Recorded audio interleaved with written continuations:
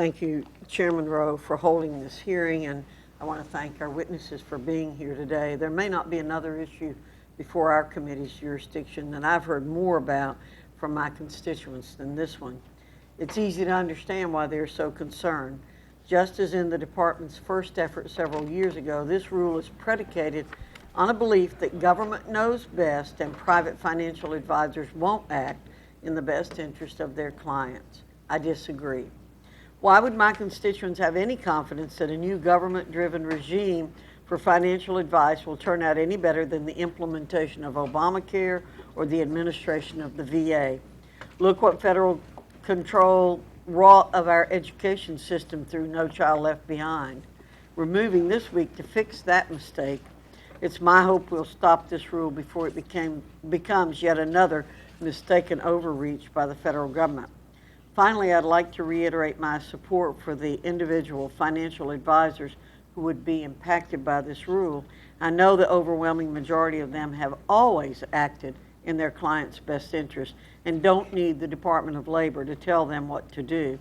If they're bad actors, let's ensure they face the stiffest appropriate penalties, but we must allow the rest to continue their work helping Americans save for their life goals. Now my questions, Mr. Gaudreau.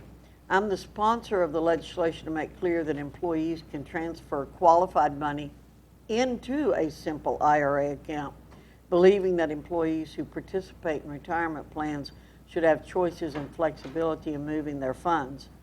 If the DOL rule limits access to professional advisors, what are some of the poor choices they might make, including taking taxable distributions subject to early withdrawal penalties?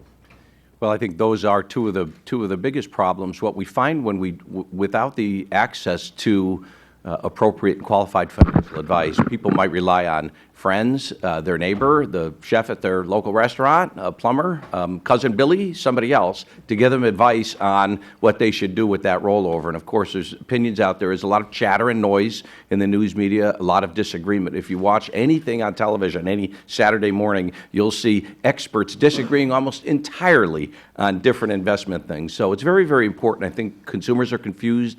They need somebody that they trust, somebody in their community that they can count on to have their best interests and give them advice. You mentioned two very particular things, which is people taking money out of a qualified plan and, depending upon the timing and the constructive receipt, having to pay both a penalty as well as taxes on those funds. And simple financial advice could have recommended them to do otherwise. Thank you very much. Mr. Campbell, what are your thoughts on the methodology the Department of Labor has used to calculate its numbers on the purported benefits of this rule? Beyond those macro numbers, you believe there are any benefits of the current system that their methodology ignores? In other words, could this rule reduce the amount individuals are able to save by retirement through loss growth, poor risk allocations, or other factors? Well, I think that's an excellent question because it goes to one of the key problems, I think, with the proposal. You know, I mentioned in my opening statement the $100 billion per year that the department previously estimated just in 2011, so the same administration estimated is lost due to lack of access to advice. That number somehow has never made its way into this proposal. They've never put together what they said in 2011 versus what they're saying this year.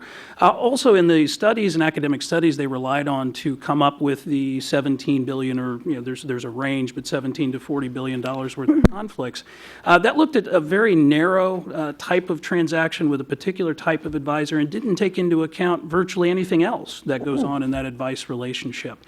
For example, if I'm sitting down with my advisor, one of the things I'm hoping that they're convincing me to do is save more.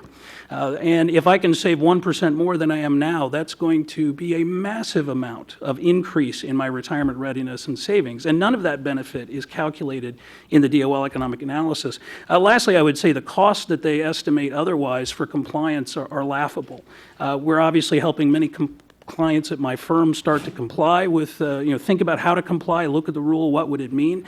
They've already incurred much more in legal fees than DOL thinks they would over the entirety of this process. And that's just the reality of those compliance costs as opposed to DOL's numbers on what they think it would be. Thank you very much. I yield back, Mr. Chairman.